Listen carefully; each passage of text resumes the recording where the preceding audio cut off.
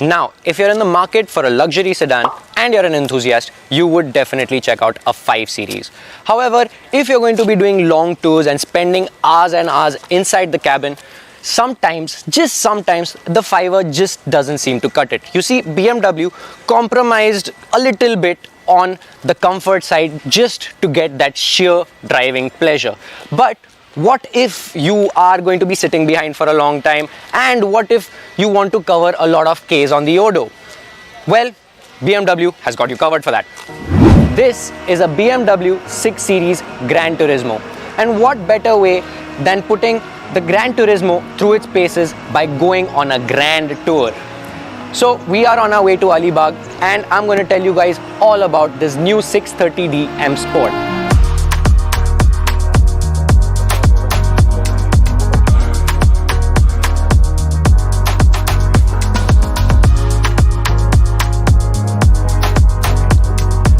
So the GT formula for BMW has evolved into a long wheelbase, comfy suspension, chillax inside or luxury type of car.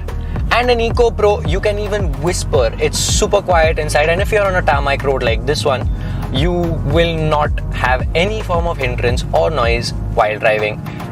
In fact, while we were driving on the expressway, the concrete patches were quite loud and you could hear road noise and tire droning, but on a tarmac road it is so quiet. It is so quiet that you can just have a normal conversation and everyone in the car can hear you.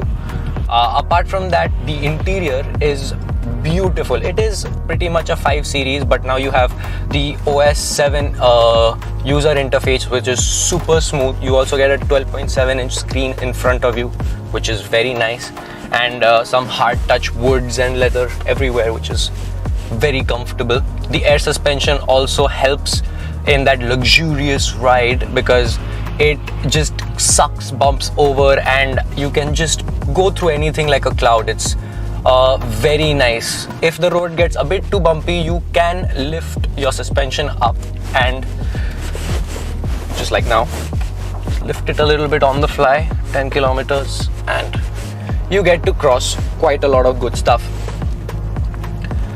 Now, when you need to get somewhere in a rush, the 6 Series engine does definitely deliver, especially the 630D. It has around 260 odd bhp and 620 Newton meters of torque.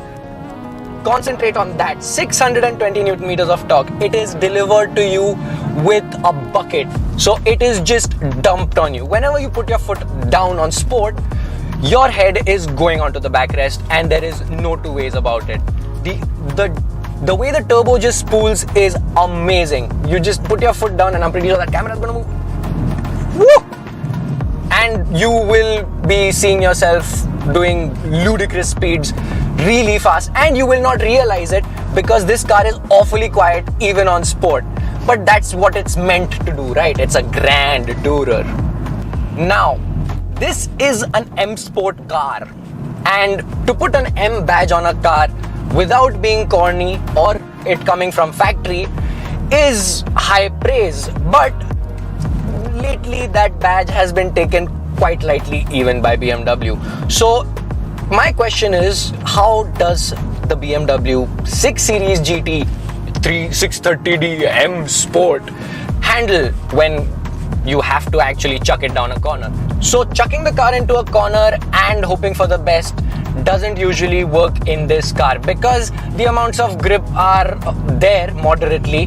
However, the body roll and the understeer is something that you really need to take care of. The car's suspension is not sprung for this, so when you actually chuck it into a corner, the chassis does ondulate quite a lot, and I'm quite happy that these bolsters are there to hold me in place at least.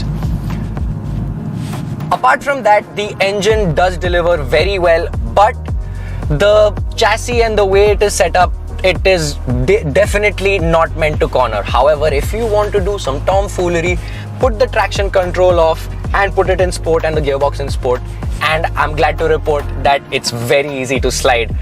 The amount of torque that it has, it just whomps it on top of you and you can just basically light up the tires very easily at slow speeds with the traction control off. Not that I Not that I advise you to do it on public roads, but it is possible. That's all I'm saying. Slowly, the highway turned into a 2-lane road, and this massive behemoth was basically covering up the whole lane. But that isn't to worry about, because the visibility and sensors keep you in check and make sure you don't ram into the back of a tractor. Soon, we entered Alibag and I was looking for some lunch. So we pulled into a quaint little restaurant to stop for a bite.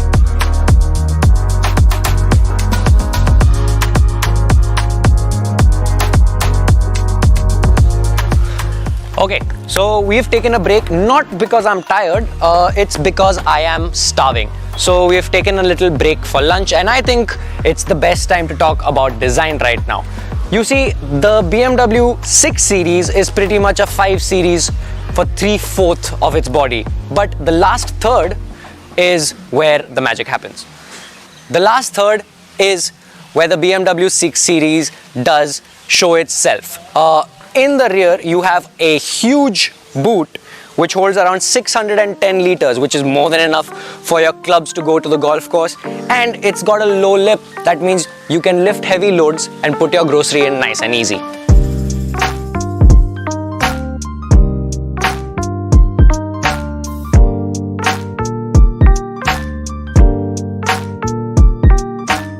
The GT line of cars from BMW haven't been the prettiest over the years. The first GT, the 5 Series GT, well, there's no nice way to put it, was a fat, ugly pig. The 3 Series GT was a big improvement in that formula, and now BMW has come out with the 6 GT.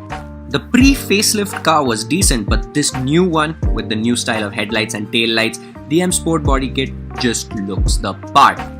The rims are also absolutely gorgeous, and well, I'm kind of a purist, I would say. I like either sedans or wagons, and this is something in the middle. And somehow BMW has made it work. The proportions of the vehicle are great, and when the car is going down the road, it has loads of road presence. And oh yeah, it has this cool little feature where a small little spoiler pops out on the touch of a button. I ate more than I had to. Okay, so not only does the swooping roofline give you more headroom, you also get more legroom thanks to a 95mm longer wheelbase. Your seats recline too, and you get a beautiful navigation screen that goes through all of the settings of the car, vehicle info, phone media, everything. But as hard as the 6 Series flexes its biceps, it's not as big or even bigger than the E-Class. It is quite nice reclining seats, but they don't recline as much as the E-Class, and you don't even get the option of heated or cooled seats. But we're getting late and I forgot that I don't have a driver, so time to get back in the driver's seat. But let's be honest, we Indians are quite vertically challenged, so these small little nitpicks here and there aren't really going to hamper your decision. The fact of the matter is that the 6 Series GT lives up to the badge. It has a very pleasant ride, loads of space, much more than an E-Class as a whole, and a 3-liter inline 6 that can entertain you when you want it and give you a smooth ride when you don't. The 6 Series GT may not be a traditional Grand Tourer in the sense with 2 doors, looks that make you weak in the knees and a giant V8 or V12, but it sure does the job well. And more importantly, it is crammed with tech and can seat 4 people in the lap of luxury.